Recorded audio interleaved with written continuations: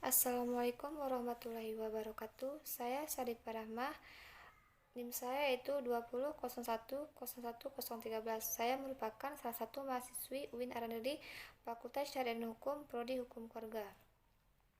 Baik, di sini saya akan menjelaskan sedikit tentang lembaga negara, yaitu pengertian lembaga negara, ruang lingkup lembaga negara, dan asas-asas lembaga negara guna memenuhi tugas mata kuliah Hukum Tata Negara yang diampung oleh Bapak Tengku Surya Reja SH.MH. Baik, pertama saya akan menjelaskan sedikit tentang pengertian lembaga negara. Lembaga negara bukan konsep yang secara terminologis memiliki istilah tunggal dan seragam. Kata lembaga negara berasal dari serapan kata, yaitu staatsorgan, yaitu dalam bahasa Belanda, ataupun political institution, yaitu dalam bahasa Inggris. Dalam bahasa Indonesia, hal ini diidentik dengan kata lembaga negara, badan negara, atau bisa juga disebut dengan organ negara.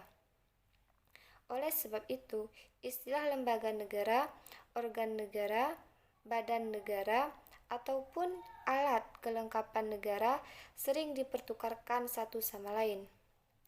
Untuk memahami istilah organ atau lembaga negara secara lebih dalam, kita dapat mendekatinya dari pandangan yaitu Hans Kelsen mengenai The Concept of the State, organ dalam bukunya yaitu General Theory of Law and State. Hans Kelsen menguraikan bahwa siapa saja yang menjalankan suatu fungsi yang ditentukan oleh suatu tata hukum adalah suatu organ. Artinya, organ negara itu tidak selalu berbentuk organik. Di samping organ yang berbentuk organik, lebih luas lagi, setiap jabatan yang ditentukan oleh hukum dapat pula disebut organ, asalkan fungsi-fungsinya itu bersifat menciptakan norma ataupun yang bersifat menjalankan norma.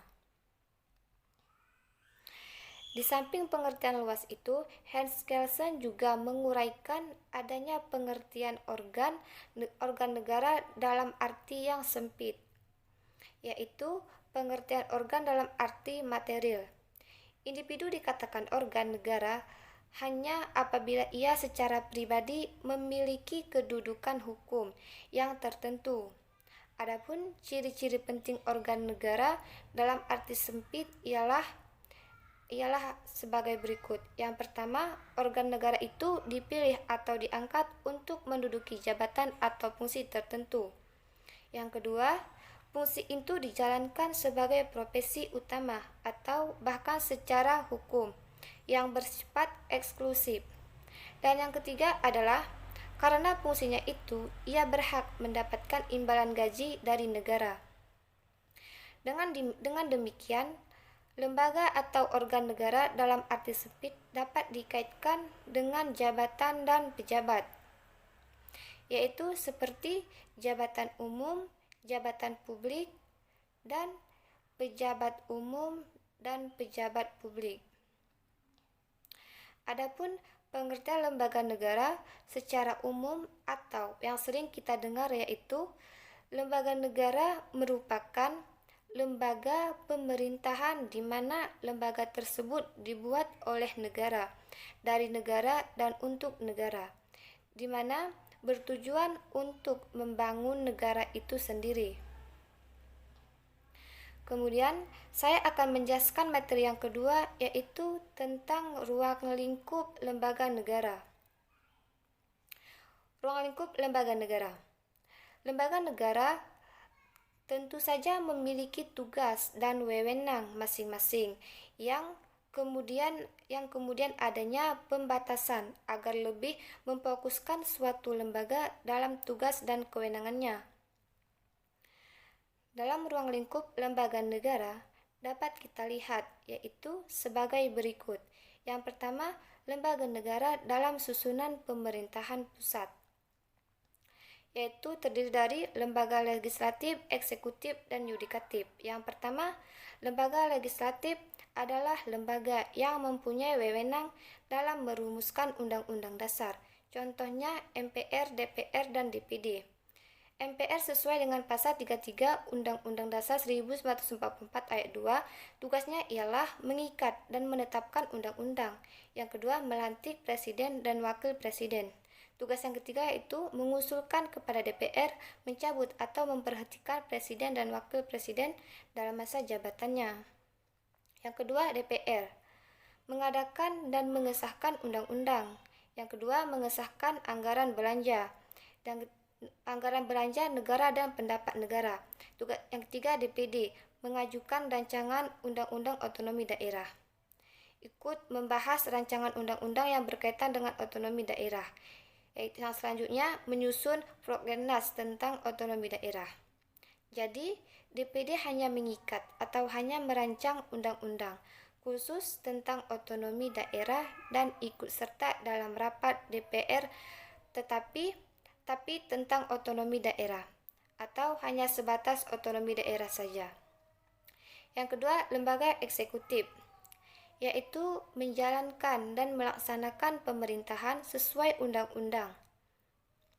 Lembaga inilah yang memegang kekuasaan pemerintahan, yaitu terdiri dari presiden, wakil presiden, kementerian negara, pejabat setingkat menteri, dan lembaga negara non-kementerian. Nah, dalam pemerintahan, secara sempit ada yang hanya menganut eksekutif saja.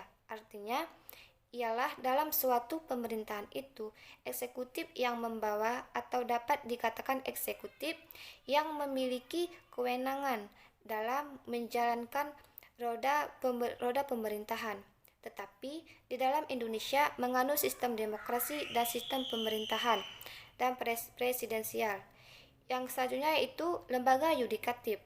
Lembaga yudikatif ialah lembaga yang melakukan penyelenggaraan peradilan. Lembaga ini sebenarnya sama dengan lembaga legislatif yang memiliki dua kamar, yaitu jika lembaga legislatif itu merupakan lembaga yang berpuncaknya kepada MPR, maka lembaga yudikatif ini berpuncak kepada MA dan MK. Namun, pada amandemen Undang-Undang 1945, terjadinya pergeseran penyusunan, yaitu ada MA, MK, dan KY atau Komisi Yudisial. Yang selanjutnya itu lembaga negara dalam susunan tingkat kota provinsi, yaitu yang berperan di dalamnya adalah gubernur dan bupati.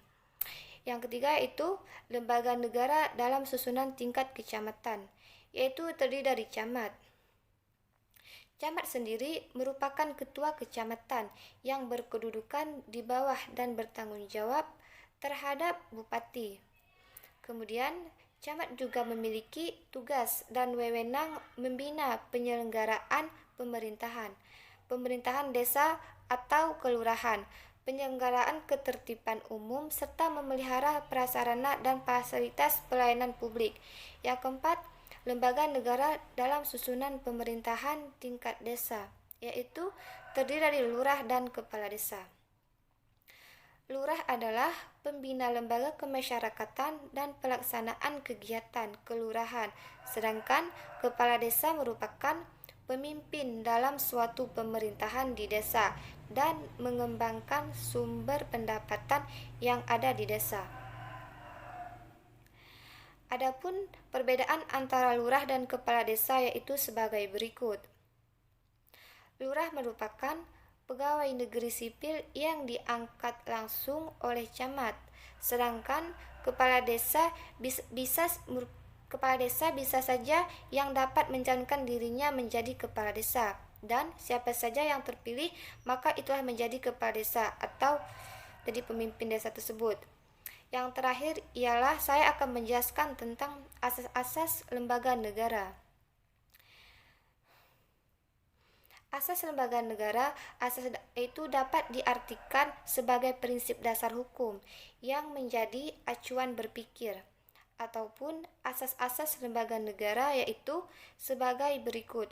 Yang pertama, good government, yaitu asas pemerintahan yang baik, benar dan juga bersih dari korupsi. Asas ini dapat diwujudkan apabila pemerintah daerah dan pusat bekerja sama secara teratur. Yang kedua, asas transparansi, yaitu asas yang jelas, nyata, dan terbuka. Asas ini menunjukkan agar masyarakat mudah dalam mengakses informasi dan pelayanan publik. Yang ketiga yaitu asas pertanggungjawaban. Asas ini merupakan asas yang harus dilaksanakan ataupun dilakukan dikarenakan dalam suatu lembaga harus ada pertanggungjawaban agar apa yang kita lakukan dapat berjalan dengan baik. Yang selanjutnya itu asas akuntabilitas, yaitu asas yang menentukan bahwa setiap kegiatan yang dilakukan oleh pemerintah, hasil akhirnya harus dipertanggungjawabkan kepada rakyat, karena rakyat merupakan pemegang kedaulatan dalam suatu negara. Yang terakhir itu asas profesionalitas. Asas ini merupakan asas yang mengedepankan keahlian kode etik dan peraturan perundang-undangan yang berlaku. Mungkin hanya ini yang dapat saya sampaikan. Assalamualaikum warahmatullahi wabarakatuh.